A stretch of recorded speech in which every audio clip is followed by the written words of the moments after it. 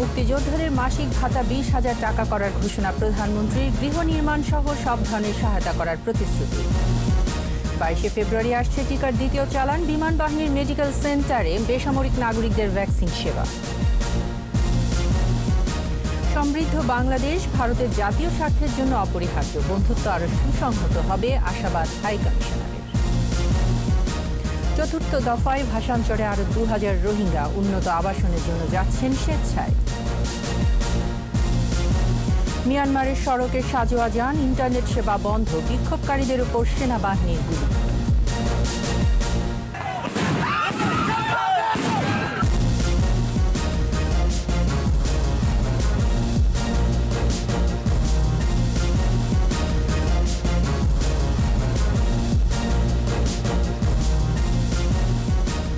শুনছিলেন first security ইসলামী bank limited সংবাদ শিরোনাম। আমন্ত্রণ সন্ধ্যা 7টার 21 সংবাদে। সাথে আছি আমি তাইজিন রহমান।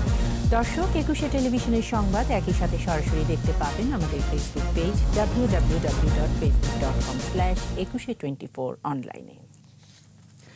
যাদের রক্তের বিনিময়ে স্বাধীন হয়েছে বাংলাদেশ, সেই বীর মুক্তিযোদ্ধাদের মাসিক সম্মানী ভাতা 20,000 টাকা করার ঘোষণা দিয়েছেন প্রধানমন্ত্রী শেখ হাসিনা। ইলেকট্রনিক পদ্ধতিতে সরাসরি এ টাকা পৌঁছে যাবে তাদের অ্যাকাউন্টে। এই কার্যক্রমের উদ্বোধন করে প্রধানমন্ত্রী বলেন, মুক্তিযোদ্ধাদের গৃহ নির্মাণ সহ সব ধরনের সহায়তা দেবে সরকার। বীর মুক্তিযোদ্ধাদের সহায়তায় বিত্তশালীদের এগিয়ে আসার আহ্বান জানান প্রধানমন্ত্রী। প্রণব চক্রবর্তীর রিপোর্ট। ৭১ জাতির পিতা বঙ্গবন্ধু শেখ মুজিবুর রহমানের ডাকে যুদ্ধে ঝাঁপিয়ে পড়ে দেশের আপামর জনতা। 9 মাসের যুদ্ধে স্বাধীন হয় দেশ। যাদের আত্মত্যাগে এ স্বাধীনতা, সেই মুক্তিযোদ্ধাদের জীবন যাপনে সম্মানী ভাতা দিচ্ছে সরকার। ভাতা তুলতে কাউকে যেন অপেক্ষা করতে না হয়, সে লক্ষ্যে MIS ভিত্তিক গভর্নমেন্ট টু পারসন পদ্ধতি চালু করা হয়েছে। প্রতি 3 মাসে টাকা যাবে অ্যাকাউন্টে, নিশ্চিত করা হবে SMS এর মাধ্যমে। গণভবন থেকে এই কার্যক্রমের উদ্বোধন করেন প্রধানমন্ত্রী শেখ হাসিনা। বলেন, মুক্তিযোদ্ধাদের সর্বোচ্চ সম্মান দিতে প্রস্তুত সরকার। কাউকে অপেক্ষা করতে হবে না, কোথাও যেয়ে ধর্ণা দিতে হবে না। টাকাটা সরাসরি যা প্রাপ্য তার হাতে পৌঁছে যাবে। দেশের 1,68,000 মুক্তিযোদ্ধা ও তাদের পরিবারের সদস্যরা সম্মানী ভাতা গ্রহণ করতে পারবেন। মুক্তিযোদ্ধাদেরও মাসিক ভাতা 12,000 থেকে 20,000 টাকায় উন্নীত করার ঘোষণা দেন প্রধানমন্ত্রী। আমরা নিচের যে কটা স্লট আছে সেগুলি এক জায়গায় নিয়ে এসে আমরা 20,000 টাকা করেই মুক্তিযোদ্ধাদের ভাতা বৃদ্ধি করব। তবে এটা একটু করতে সময় নেবে, কারণ বাজেটে টাকা সব কিছু ব্যবস্থা করতে একটু সময় লাগবে। তবে এটা আমরা করে দেব এবং সেভাবে আমি একটা হিসেব করেছি যে সাধারণ মুক্তিযোদ্ধা এবং তারপরে যারা আছেন 12,000 টাকা পান, এরপর আবার কেউ 15, কেউ 20, সেটা না করে সবাই 20,000 টাকা থেকেই সবাই পাবেন। আর উপরে হয়তো যারা বীরশ্রেষ্ঠ তাদেরটা একটু আলাদা থাকলেও বা বীর উত্তম তাদের আলাদা আছে। এ সময় মুক্তিযোদ্ধাদের সহায়তায় বিত্তশালীদেরও এগিয়ে আসার আহ্বান জানান শেখ হাসিনা। আজকে আমরা যে যা কিছু হচ্ছি, যত সম্পদ যে যা কামাচ্ছি, সবই তো তাদের অবদানের জন্য। সে কথাটা সবাইকে মনে রাখতে হবে। তাই যারা বিভিন্ন এলাকায় বিত্তশালী আছেন তাদেরকে আমি অনুরোধ করব যে বিত্তশালী কোনোদিন হতে পারতেন না যদি মুক্তিযোদ্ধারা যুদ্ধ করে দেশ স্বাধীন না করতো। কাজে আপনাদের যার যার এলাকায় যদি কোনো মুক্তিযুদ্ধ এরকম অবহেলিত থাকে, অবশ্যই আপনারা নিজের উদ্যোগে তাদের সমস্যাটা দূর করা, তাদের জীবনটা যাতে ভালো হয় সে ব্যবস্থাও নেবেন। পরে ভিডিও কনফারেন্সে বিভিন্ন এলাকার মুক্তিযোদ্ধাদের সাথে শুভেচ্ছা বিনিময় করেন প্রধানমন্ত্রী। প্রণব চক্রবর্তী, 21 টেলিভিশন, ঢাকা। রাজধানী সহ সারা দেশের টিকা কেন্দ্রগুলোতে বেড়েছে গ্রহীতাদের চাপ। ডায়াবেটিক্স, অ্যালার্জি, উচ্চ রক্তচাপ সহ অন্যান্য রোগ থাকলেও করোনার ভ্যাকসিন নেওয়া যাবে বলে জানিয়েছেন চিকিৎসকরা। আর অপপ্রচার উপেক্ষা করে টিকা নেওয়ার আহ্বান জানিয়েছেন বিশিষ্টজনেরা। এদিকে বিমান বাহিনীর মেডিকেল সেন্টারে সামরিক বাহিনীর সদস্যদের সাথে বেসামরিক নাগরিকদেরও টিকা দেওয়া হচ্ছে। অন্যদিকে 22 ফেব্রুয়ারি সেরাম ইনস্টিটিউটে টিকার দ্বিতীয় চালান আসছে বলে জানালেন বেক্সিমকো ফার্মার MD নাজমুল হাসান পাপন। সাইদুল ইসলামের রিপোর্ট। অপপ্রচার উপেক্ষা করে ব্যাপক হারে টিকা নিচ্ছেন সমাজের নানা শ্রেণী পেশার মানুষ। বাংলাদেশ বিমান বাহিনীর মেডিকেল সেন্টারে সামরিক বাহিনীর সদস্যদের সাথে সাধারণ মানুষকেও টিকা দেওয়া হচ্ছে। পরিপাটি ও সুশৃঙ্খলভাবে সেবা প্রার্থীদের ভ্যাকসিন দিচ্ছেন বিমান বাহিনীর বাশার বেইস মেডিকেল সেন্টারের সদস্যরা। এখানে টিকা নিতে এসে সন্তোষ প্রকাশ করেন সাধারণ মানুষ। তারা সবাইকে টিকা নেয়ার আহ্বান জানান। ব্যবস্থাপনা ভালো, সিস্টেমেটিক, নেওয়া উচিত। যেহেতু আমি শুধু সুরক্ষা পেলে তো হবে না, অন্য লোক যদি সুরক্ষা যদি না পায় তাহলে তো আর কি ইন টোটালিটি তো আর কি ঠিক হলো না। বিশ্বাস করে নিতে এসছি, কাজে আমার কোনো ভয় ছিল না। আর দেওয়ার পর তো এত ইজিলি হয়ে গেছে, এত সুন্দর ব্যবস্থা, কোনো প্রবলেম ফেস করিনি। টিকা নিয়েছেন একুশে টেলিভিশনের প্রধান নির্বাহী কর্মকর্তা পীযূষ বন্দ্যোপাধ্যায়, স্বাধীন বাংলা ফুটবল দলের সদস্য বীর মুক্তিযোদ্ধা বিমল কর এবং তার পরিবারের সদস্যরা। তারা জানান, যারা অপপ্রচার করছে তারা ষড়যন্ত্রকারী। আমি মনে করি এই গুজবগুলো ষড়যন্ত্রের অংশ, কিন্তু আমাদের মাননীয় প্রধানমন্ত্রীর দূরদর্শিতার কারণে আমরা খুব অল্প সময়ে ভ্যাকসিন পেয়েছি। এই গুজব যারা করেছে তারা বাংলাদেশের মানুষের ভালো চায় না। বলেছে যারা গুজব ছড়িয়েছিল তাদের অনেককেই আমরা আজকে গণমাধ্যমে দেখেছি ভ্যাকসিন নেওয়ার জন্য। আগের অনুভূতি আর এই পরের অনুভূতি সেম। আমার অসুবিধা হয় নাই, আগে যেরকম ছিলাম নর্মাল ওরকমই। নেওয়ার আগ পর্যন্ত একটা টেনশনে ছিলাম, মানে কেমন লাগবে, ব্যথা পাবো কি না বা কোনো ধরনের রিয়াকশন হবে কি না, কিন্তু দিয়ে মনে হচ্ছে যে না, আমার যেমন খুব অ্যালার্জি মানে অ্যাজমাটিক অ্যালার্জি, ভয় পাচ্ছিলাম, যেমন টেনশনে ছিলাম, কিন্তু মনে হচ্ছে না মানে আর কোনো সমস্যা হবে। বিমান বাহিনীর বাশার বেইস সেন্টারের সিনিয়র মেডিকেল অফিসার জানান, দিন দিন টিকা নেয়ার প্রবণতা বাড়ছে। কোনো কারণে SMS না পায় অথবা রেজিস্ট্রেশন করতে অসুবিধা হয়, তাদের জন্য আমরা একটা হেল্প ডেস্ক রেখেছি। তাদের যে কোনো সমস্যা যদি কেউ রেজিস্ট্রেশন করতে পারে নাই, এইখানে আসবে, আমরা হেল্প ডেস্কে রেজিস্ট্রেশন করে দিচ্ছি এবং প্রয়োজন হলে আমরা তার বিশেষ অগ্রগণ্যতা দিয়ে তাকে আমরা টিকা দিয়ে দিচ্ছি।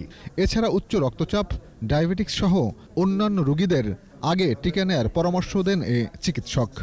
উচ্চ রক্তচাপ আছে, ডায়াবেটিস আছে, অ্যাজমা আছে, কিডনি ডিজিজ আছে, আমি দিতে কি পারবো?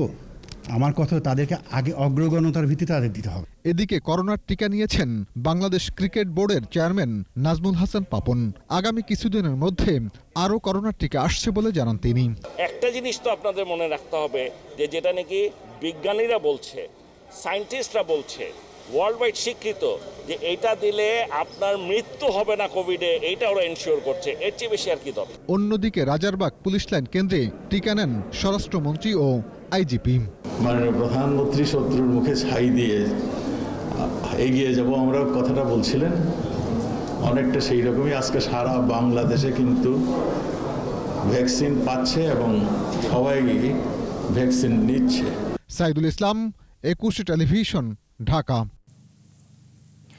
করোনা ভ্যাকসিনের 2 ডোজের ব্যবধান 8 সপ্তাহ করা হবে বলে জানিয়েছেন স্বাস্থ্য অধিদপ্তরের মহাপরিচালক অধ্যাপক ABM খুরশিদ আলম।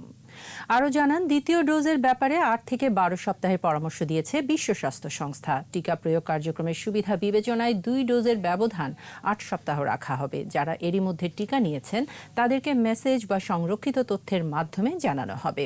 40 থেকেও বয়সের সীমা কমবে, তুলে দেওয়া হবে কোটা পদ্ধতি। এছাড়া কোভ্যাক্সের 50 লাখ টিকা আগামী মাসের মধ্যে আসছে বলেও জানান ডিজি।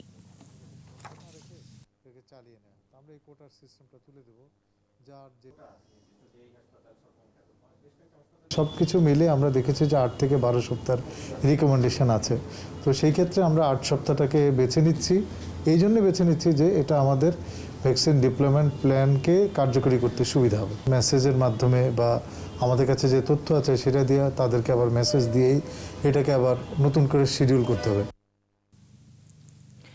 এদিকে কোভিড-19-এ গত 24 ঘন্টায় আরও 11 জনের মৃত্যু হয়েছে। মৃতের সংখ্যা বেড়ে 8,285।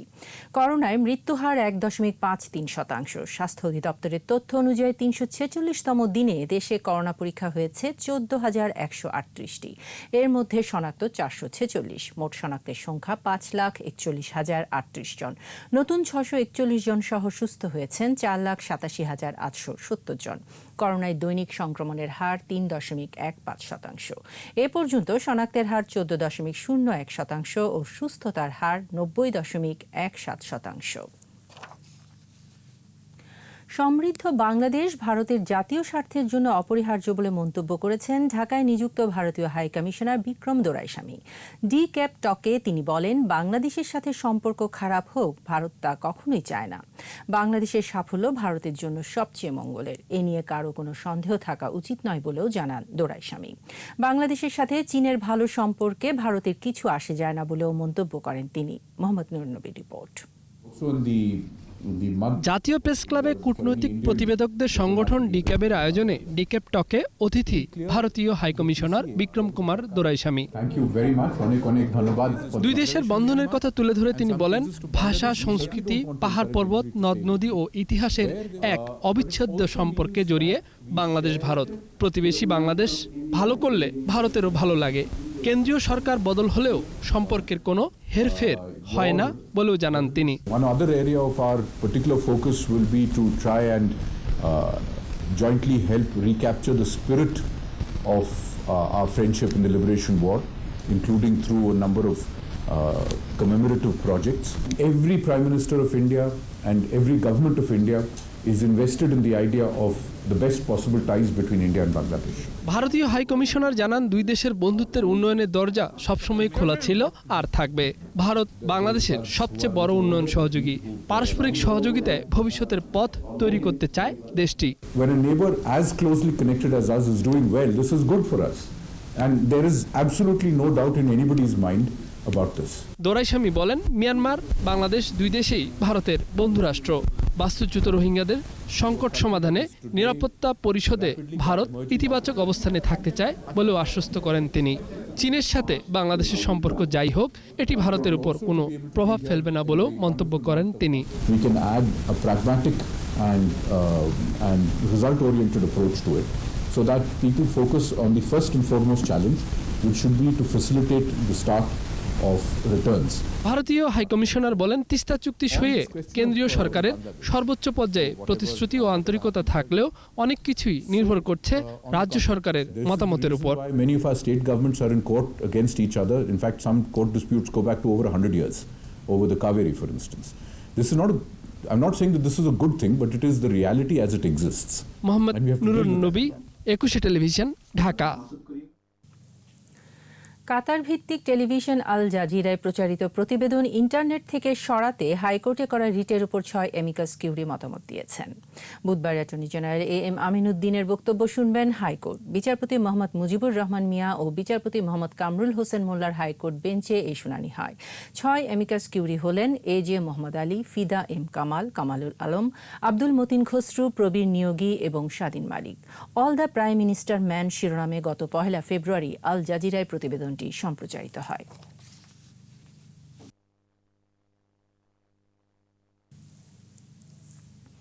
নোয়াখালীর ভাসানচরে স্থানান্তর করা হলো আরও 2012 জন রোহিঙ্গাকে। সকাল 9টায় চট্টগ্রাম বোট ক্লাব থেকে নৌবাহিনীর 5টি জাহাজ তাদের নিয়ে রওনা দিয়ে ভাসানচর পৌঁছায় দুপুর 1:45টার দিকে। এ নিয়ে প্রায় 8,500 রোহিঙ্গাকে স্থানান্তর করা হলো। বিপ্লব মজুমদারের ক্যামেরায় চট্টগ্রাম থেকে রিপোর্ট করছেন হাসান ফেরদৌস। কক্সবাজারের বিভিন্ন আশ্রয় শিবিরে থাকা মিয়ানমারের বাস্তুচ্যুত রোহিঙ্গাদের রোববার রাতে নিয়ে আসা হয় চট্টগ্রামের বিএফ শাইন কলেজের অস্থায়ী ক্যাম্পে। সেখান থেকে সোমবার সকাল 9টার কিছু পর তাদের নিয়ে নৌবাহিনীর 5টি জাহাজ রওনা হয় নোয়াখালীর ভাসানচরে। ভাসানচরে যেতে পেরে খুশি রোহিঙ্গারা। এখন দেখে জানে অনেক দিন বেশি ভালো লাগো মন্তব্য করি আর খুশি হয়ে যাবে ওই বাসিন চলে যায় মধ্যে আড়াই মানে সুন্দর করে বসবাস করে ফাইছিম বলে আশা লাগে না। তো সরকারের বেশি সুবিধা করে আর বেশি নিরাপত্তা পাওয়া হলো যার এই জন্য আর একটু বেশি ভালো লাগছে। স্বজনদের অনুরোধে এবং স্বেচ্ছায় তারা ভাসানচর যাচ্ছেন বলে জানান রোহিঙ্গারা। আত্মীয়স্বজন করলে বেগুন গিয়ে তো আড়াই যার গিয়ে আর মামা কিছু ন করে তো যার গিয়ে খুশি খুশি যার গিয়ে আমরা এখানে ভালোভাবে এইসব করে মানে যাইতাছি। আমাদের পরিষদ লোক গেছে, বন্ধু বান্ধব গেছে, ওনার কাছে রিং দিয়েছি, ওনার বলেছে যে বেশি ভালো জায়গা, আমরা চলে আসো। মিয়ানমারের নির্যাতনের শিকার হয়ে 2017 সাল থেকে বাংলাদেশে আশ্রয় নেয় প্রায় 11.5 লাখ রোহিঙ্গা। গেল বছরের 4 ডিসেম্বর প্রথম দফায় 1642 জন রোহিঙ্গাকে স্থানান্তর করা হয় ভাসানচরে। হাসান ফেরদৌস, 21 টেলিভিশন, চট্টগ্রাম। নিচ্ছি প্রিমিয়ার ব্যাংক লিমিটেড সংবাদ বিরতি। নো মাস্ক নো সার্ভিস বিধি মেনে চলুন, সুস্থ থাকুন। বিরতির পর যা থাকবে: বিমান বাহিনীর সদস্যদের নিষ্ঠার সাথে দায়িত্ব পালনের নির্দেশ রাষ্ট্রপতি, যে কোনো প্রয়োজনে জনগণের পাশে থাকার আহ্বান। রাজধানীতে ইউল্যাবে ছাত্রী মৃত্যুর ঘটনায় আসামিদের স্বীকারোক্তি, বিষাক্ত মদ পানি কারণ বলছে পুলিশ। আবারও আমন্ত্রণ সন্ধ্যা 7টার 21 সংবাদে। পরিশ্রম ও সততার বিকল্প নেই উল্লেখ করে বিমান বাহিনীর সদস্যদের দেশপ্রেম ও নিষ্ঠার সাথে দায়িত্ব পালনের নির্দেশ দিয়েছেন রাষ্ট্রপতি মোহাম্মদ আব্দুল হামিদ। সশস্ত্র বাহিনীকে জনগণের অবিচ্ছেদ্য অংশ অভিহিত করে রাষ্ট্রপতি যে কোনো প্রয়োজনে জনগণের পাশে থাকতে তাদের প্রতি আহ্বান জানান। তফসির হাসানকে সঙ্গে নিয়ে বরিশাল থেকে বিস্তারিত জানাচ্ছেন আকবর হোসেন সুমন। দেশের বিশাল সমুদ্রাঞ্চল ও আকাশসীমায় শনাক্ত করা বিমানকে সঠিক নির্দেশনা প্রদান এবং চলাচল নিয়ন্ত্রণে বাংলাদেশ বিমান বাহিনীতে নতুন মাত্রা যোগ করেছে রেডার ইউনিট। ত্রিমাত্রিক স্থির station RAD-3-1DL Barishal radar unit নিয়ন্ত্রণ করবে দেশের দক্ষিণাঞ্চল সহ গোটা আকাশ ও সমুদ্র সীমা। দেশের আকাশসীমার আবহাওয়া এবং পরিবেশগত অবস্থাও শনাক্ত করবে এই রেডার, পাশাপাশি ভূ কৌশলগত অবস্থানও দৃঢ় করবে। বঙ্গভবন থেকে ভিডিও কনফারেন্সে যুক্ত হয়ে বরিশাল রাডার ইউনিট উদ্বোধন করেন রাষ্ট্রপতি মোহাম্মদ আব্দুল হামিদ। রাষ্ট্রীয় আনুষ্ঠানিকতা শেষে বিমান বাহিনীর সদস্যদের দেশপ্রেমী উদ্বুদ্ধ হয়ে দায়িত্ব পালনের নির্দেশ দেন রাষ্ট্রপতি। বিমান বাহিনীর এই সকল প্রশংসনীয় কাজ আন্তর্জাতিক পর্যায়ে বন্ধুপ্রতিম দেশসমূহের সাথে বাংলাদেশের বিদ্যমান সম্পর্ক আরও ঘনিষ্ঠ করতে গুরুত্বপূর্ণ ভূমিকা রাখবে বলে আমার বিশ্বাস। সুদৃঢ় মনোবল, কঠোর পরিশ্রম, সম্পদের সুষ্ঠু ব্যবহার ও দেশপ্রেমী আপনাদেরকে পেশাগত জীবনে উৎকর্ষের শিখরে পৌঁছে দিতে পারে। সশস্ত্র বাহিনীকে জনগণের অবিচ্ছেদ্য অংশ বলে উল্লেখ করেন রাষ্ট্রপতি। মনে রাখবেন, আপনারা সশস্ত্র বাহিনীর সদস্য হলেও এ দেশের সন্তান, জনগণেরই অবিচ্ছেদ্য অংশ। তাই আপনারাও দেশের মানুষের সুখ দুঃখ হাসি কান্নার সমান অংশীদার। তাই পেশাদারিত্বের নিপুণতা বজায় রাখার পাশাপাশি জনগণের প্রয়োজনে নিজ নিজ অবস্থান থেকে কাজ করতে হবে। এছাড়া বৈমানিকদের প্রশিক্ষণের অংশ সিমুলেটর ট্রেনিং ইনস্টিটিউটের উদ্বোধন করেন রাষ্ট্রপতি। সমরে শান্তিতে সন্ধানী দৃষ্টিতে বাংলাদেশ বিমান বাহিনীতে এই অত্যাধুনিক রেডার যুক্ত হওয়ার মধ্য থেকে আরও এক ধাপ এগিয়ে গেল নিরাপত্তায়, বাংলাদেশের আকাশসীমা এবং সমুদ্র সীমা নিয়ন্ত্রণের মধ্য দিয়ে। Akbar Hossain Suman, 21 television, Barishal radar unit, Barishal. 15 ফেব্রুয়ারি ভোট ডাকাতির নির্বাচন করে বিএনপি এখন গণতন্ত্রের ফেরিওয়ালা সেজেছে বলে মন্তব্য করেছেন আওয়ামী লীগ সাধারণ সম্পাদক ওবায়দুল কাদের। ঢাকা মহানগর উত্তর আওয়ামী লীগ আয়োজিত এক আলোচনা ভিডিও কনফারেন্সে যুক্ত হয়ে তিনি বলেন, তৃণমূল থেকে থানা পর্যায়ে সব কমিটি সম্মেলনের মাধ্যমে করতে হবে। বিএনপি পৌরসভা নির্বাচন সহ অন্যান্য নির্বাচনে সরকারের বিরুদ্ধে অনিয়মের মিথ্যা অভিযোগ তুলছে, অথচ 15 ফেব্রুয়ারির ভোটারবিহীন নির্বাচন বাংলাদেশের ইতিহাসের নজিরবিহীন প্রহসনের দৃষ্টান্ত হয়ে আছে। পাসপোর্ট জব্দ থাকার আদেশের পরও পিকে হালদার কিভাবে বিদেশে পালিয়ে গেলেন তা জানতে চেয়েছেন হাইকোর্ট। একই সঙ্গে তার মামলার সর্বশেষ অগ্রগতিও জানতে চেয়েছেন আদালত। বিচারপতি মোহাম্মদ নজরুল ইসলাম তালুকদার ও বিচারপতি মহিউদ্দিন শামীমের হাইকোর্ট বেঞ্চ এ আদেশ দেন। পিকে হালদার যেদিন দেশ ত্যাগ করেন সেদিন বিমানবন্দরে ইমিগ্রেশনের দায়িত্বরত এবং দুদকের দায়িত্বে কে ছিলেন তার তালিকা দাখিল করতে হবে। পাশাপাশি বাংলাদেশ ব্যাংকের 3টি বিভাগে 2008 সাল থেকে কর্মরতদের পূর্ণাঙ্গ তালিকাও দিতে হবে 15 মার্চের মধ্যে।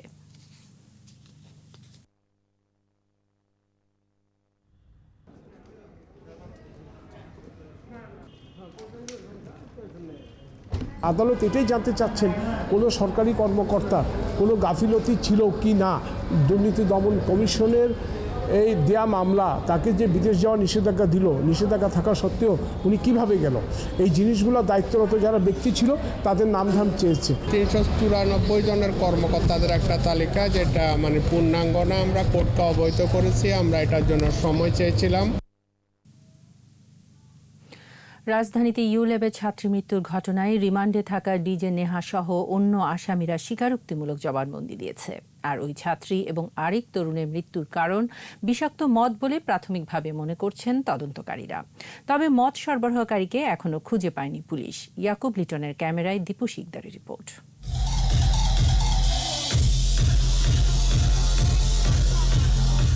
বন্ধুদের সাথে মিলে অতিরিক্ত মদ পান, অসুস্থ হয়ে হাসপাতালে।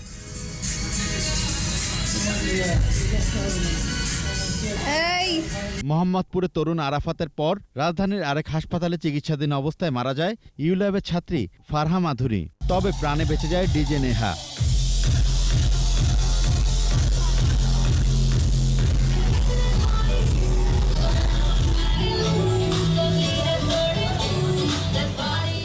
পরিবার থেকে বিচ্ছিন্ন নেহা জড়িয়ে আছে উচ্ছৃঙ্খল জীবনের জালে। নগরীর অভিজাত এলাকার বার আর হোটেলে বিত্তবান পরিবারের সন্তানদের টার্গেট করত সে।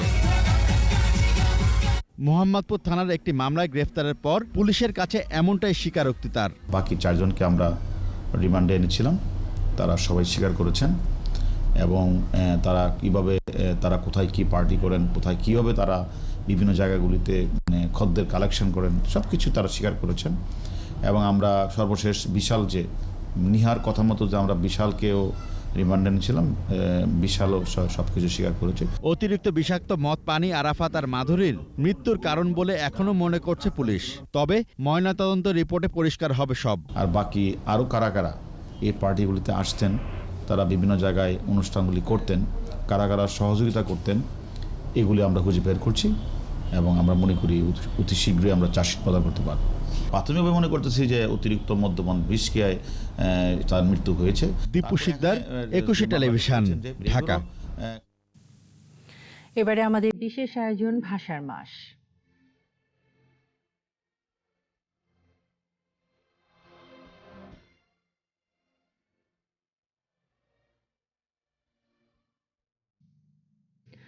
আন্তর্জাতিক মাতৃভাষা দিবস, বিশ্ব স্বীকৃত দিনটি এখন শুধু আর বাঙালির একার নয়, বিশ্বের সব দেশ ও জাতির। কিন্তু এ অর্জনের পথ পরিক্রমা মোটেই সহজ ছিল না। একেবারে ব্যক্তি পর্যায়ে উদ্যোগ শুরু হলেও পরবর্তী ধাপগুলো পেরুতে কূটনৈতিক মুনশিয়ানার স্বাক্ষর রেখেছে সরকার। 52 ভাষা শহীদদের আত্মত্যাগের স্মরণ ও শ্রদ্ধায় জাতিসংঘের সদস্যভুক্ত 193টি স্বাধীন দেশ দিবসটি পালন করে। কিভাবে আসলো সেই স্বীকৃতি, সেসব কথাই থাকছে মোহাম্মদ নূর নবীর রিপোর্টে।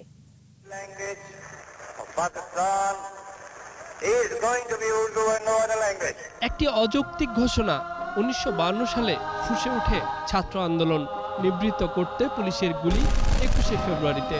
সালাম, বরকত, রফিক, শফিক, জব্বারের শাহাদাত বরণ। মায়ের ভাষায় কথা বলার অধিকার প্রতিষ্ঠায় এত বড় উৎসর্গ বিশ্বের আর কোথাও কোনো জাতির নেই। বাঙালির কাছে সম্মানের, শ্রদ্ধার ছিল, কিন্তু আন্তর্জাতিক অঙ্গনে শহীদ দিবসটির গুরুত্ব বোঝানোর সুযোগ ছিল না বললেই চলে।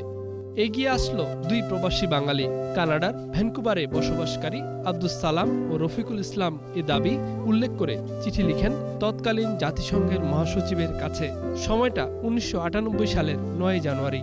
জাতিসংঘের অন্যান্য সদস্য রাষ্ট্রের কারো কাছ থেকে এ ধরনের প্রস্তাব পাঠানোর পরামর্শ আসলো জাতিসংঘ কর্মকর্তা হাসান ফেরদৌসের কাছ থেকে।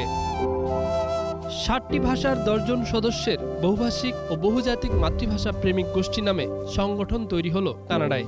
সংগঠনটি এবার আন্তর্জাতিক মাতৃভাষা দিবস নামে একটি দিবস ঘোষণার প্রস্তাব পাঠায়।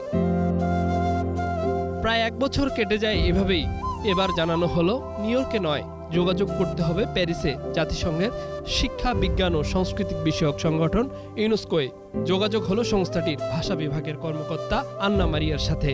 1999-এর 3রা মার্চ একটি চিঠিতে আন্না এটা স্পষ্ট করেন, ব্যক্তিগতভাবে উপস্থাপনের কোনো সুযোগ নেই, কোনো সদস্য রাষ্ট্রের মাধ্যমে আসতে হবে পরিচালনা পর্ষদের সভায়।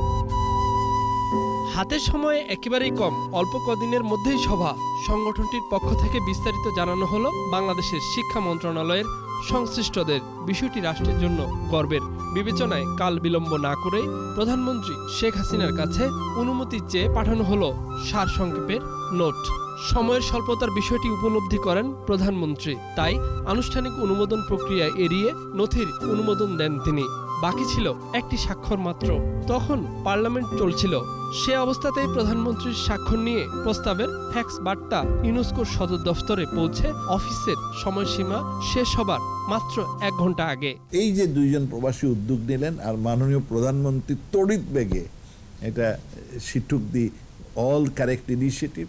একদিনে মাননীয় প্রধানমন্ত্রী আমাদের শিক্ষামন্ত্রী অ্যাপ্রুভাল দিয়ে আমাদের যিনি অ্যাম্বাসেডর রাষ্ট্রদূত ছিলেন ফ্রান্সে, যিনি ইউনেস্কোর সাথে attached permanent representative to the UNESCO, ওনার কাছে পৌঁছে তখন তিনি এইটা প্রস্তাবটা দেয়া হয়। এমন একটা দিবস পালন বড় খরচের বিষয় বিবেচনায় নেয় সংস্থাটির মহাসচিব। বাতিলের শঙ্কা ও কার্যত আটকে যাবার উপক্রম তৈরি হলে তৎপরতা বাড়ায় অধিবেশনে উপস্থিত প্রতিনিধি দলের নেতা তৎকালীন শিক্ষামন্ত্রী AHK সাদেক। বোঝাতে সক্ষম হন এটা ছিল ভাষার অস্তিত্ব রক্ষার লড়াই। এ চ্যালেঞ্জ বিশ্বের সকল ভাষার জন্যই সমানভাবে প্রযোজ্য। শুধু তাই নয়, জনমত গড়তে কূটনীতিকদের সাথে চলতে থাকে ঘরোয়া বৈঠক। প্রস্তাবের সপক্ষে সমর্থন আসে 29টি দেশের। সৌদি আরব, পাকিস্তান, ইউক্রেন আর ওই যে ছেলেগুলো যারা ওই দেশে কাজ করে তারাও তাদের সরকার যে জায়গায় পারছে তাদের সরকারকেও জানিয়েছে। তার ফলে এটা পাশ হয়। 16 নভেম্বর উপস্থাপনের কথা থাকলেও সেদিন প্রস্তাবটি ইউনেস্কো সভায় উঠল না। পরদিন অর্থাৎ 1999 সালের 17 নভেম্বর ঐতিহাসিক দিন প্যারিসের ইউনেস্কোর সভায় শুরুতে উঠলে সাথে সাথে 188 দেশের সমর্থন নিয়ে বিরোধিতা ছাড়াই 21শে ফেব্রুয়ারি আন্তর্জাতিক মাতৃভাষা দিবস হিসেবে গৃহীত হল। মোহাম্মদ নুরুন নবী, 21শে টেলিভিশন, ঢাকা। নিচ্ছি প্রিমিয়ার ব্যাংক লিমিটেড সংবাদ বিরতি। নো মাস্ক নো সার্ভিস বিধি মেনে চলুন, সুস্থ থাকুন। বিরতির পর যা থাকছে। রাজধানীতে 2টি হত্যার ঘটনায় গ্রেফতার 7 জনে কিশোর গ্যাং। পিছিয়ে পড়া খাতের জন্য আরেকটি প্রণোদনা প্যাকেজের প্রয়োজন বলছে সিপিডি। আবারও আমন্ত্রণ সন্ধ্যা 7টার 21 সংবাদে। সাভারের তেঁতুলঝোড়া ভারকুতা ওয়েলফিল্ড এলাকার পানির স্তরের কোনো তারতম্য ঘটেনি বলে জানিয়েছেন স্থানীয় সরকার পল্লী উন্নয়ন সমবায় মন্ত্রী তাজুল ইসলাম। সকালে ওয়েলফিল্ড পরিদর্শন শেষে মন্ত্রী আরও জানান, এখান থেকে প্রতিদিন 15 কোটি লিটার পানি উত্তোলন করে সরবরাহ করা হচ্ছে রাজধানীর মিরপুর এলাকায়। নিরাপদ পানি সরবরাহ বড় চ্যালেঞ্জ উল্লেখ করে মন্ত্রী বলেন, ঘনবসতি এলাকা থেকে পানি উত্তোলন সম্ভব নয় বলে এখানে এই ওয়েলফিল্ড তৈরি করা হয়েছে। রাজধানীতে 2টি হত্যাকাণ্ডে কিশোর গ্যাংয়ের 7 জন সহ 14 জনকে গ্রেফতার করেছে গোয়েন্দা পুলিশ। আধিপত্য বিস্তারকে কেন্দ্র করে গেল 10 ফেব্রুয়ারি রাজধানীর জুরাইনে জাকির হোসেনকে ছুরিকাঘাতে হত্যা করে সন্ত্রাসীরা। এ ঘটনায় সিসিটিভি ফুটেজ ও গোয়েন্দা তথ্যের ভিত্তিতে 7 জনকে গ্রেফতার করা হয়। এছাড়া মুগদা এলাকায় আরও একটি খুনের ঘটনায় কিশোর গ্যাংয়ের 7 জনকে গ্রেফতার করা হয়েছে।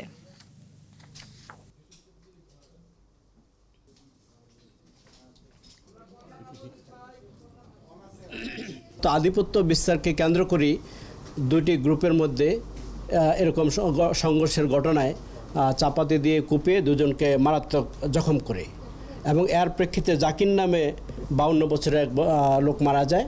7 জনকে আমরা গ্রেপ্তার করি যারা এই ঘটনায় জড়িত। ছোট ভাই বড় ভাইকে সালাম দেন, এই সালামকে কেন্দ্র করে ছুরিকাঘাত করে এবং যে অপরাধী চক্র যারা আছে আরেকটি গ্রুপ, এই গ্রুপের নেতৃত্বে ছিল তানভীর নেতৃত্বে আরও বেশ কিছু আমরা 7 জনকে গ্রেপ্তার করেছি তার মধ্যে, এবং আরও কিছু গ্রেপ্তারের প্রক্রিয়া আছে। এবারে ব্যবসা বাণিজ্যের খবর।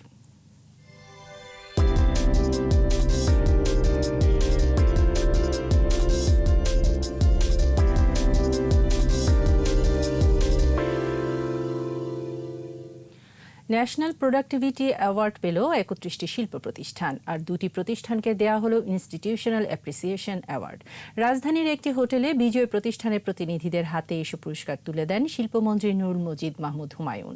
এ সময় শিল্প খাতে উৎপাদনশীলতা বৃদ্ধি ও পণ্যের গুণগত মান নিশ্চিত করতে উদ্যোক্তাদের প্রতি আহ্বান জানান তিনি। অনুষ্ঠানে শিল্প প্রতিমন্ত্রী কামাল আহমেদ মজুমদার, FBCCI এর প্রেসিডেন্ট শেখ ফজলে ফাহিম, শিল্প সচিব AKM আলী আজম সহ অনেকে উপস্থিত ছিলেন।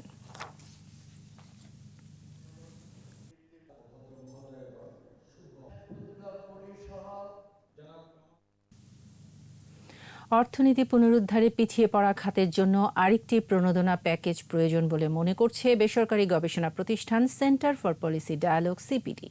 একই সঙ্গে আন্তর্জাতিক বাণিজ্যে সুবিধা আদায়ে নেগোশিয়েটিং সেল গঠনের পরামর্শ সংস্থাটির। জসিম জুয়েলের রিপোর্ট। দর্শকরা প্রশ্ন রাখতে পারে। দেশের সার্বিক অর্থনীতির চিত্র, চ্যালেঞ্জ ও পুনরুদ্ধারের নানা পরামর্শ তুলে ধরতেই এই ভার্চুয়াল সংবাদ সম্মেলনের আয়োজন করে সিপিডি। এতে বলা হয়, করোনা মোকাবেলা করে মিশ্র প্রবণতার মধ্য দিয়ে দেশের অর্থনীতি পুনরুদ্ধার হচ্ছে।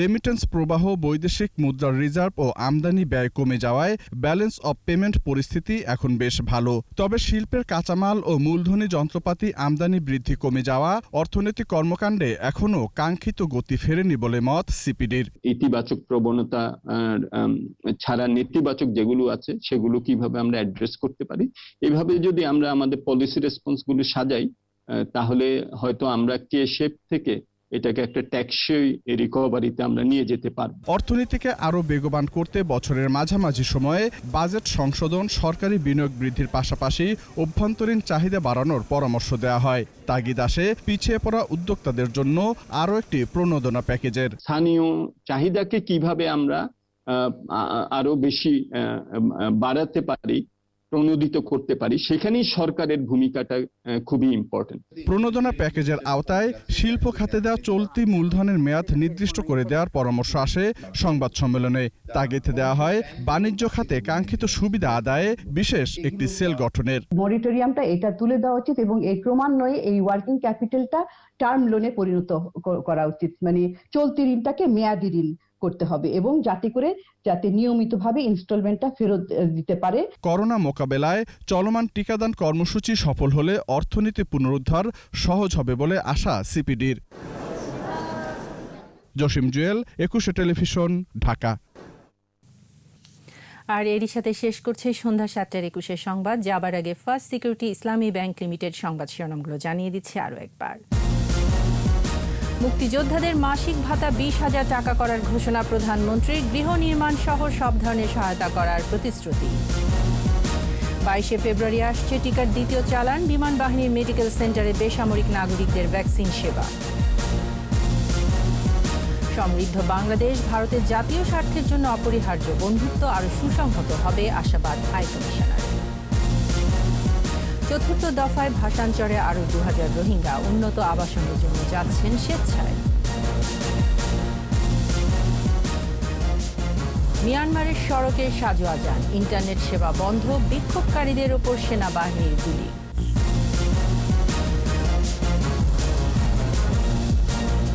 সর্বশেষ খবর জানতে ডায়াল করুন 2021 নম্বরে আর ভিজিট করুন 21-tv.com এই ওয়েবসাইটে। এছাড়া ফেসবুকে লগ ইন করতে পারেন facebook.com/2124 অনলাইন। পরের সংবাদ রাত 9টায় দেখার আমন্ত্রণ রইল। স্বাস্থ্যবিধি মেনে চলুন, সুস্থ থাকুন।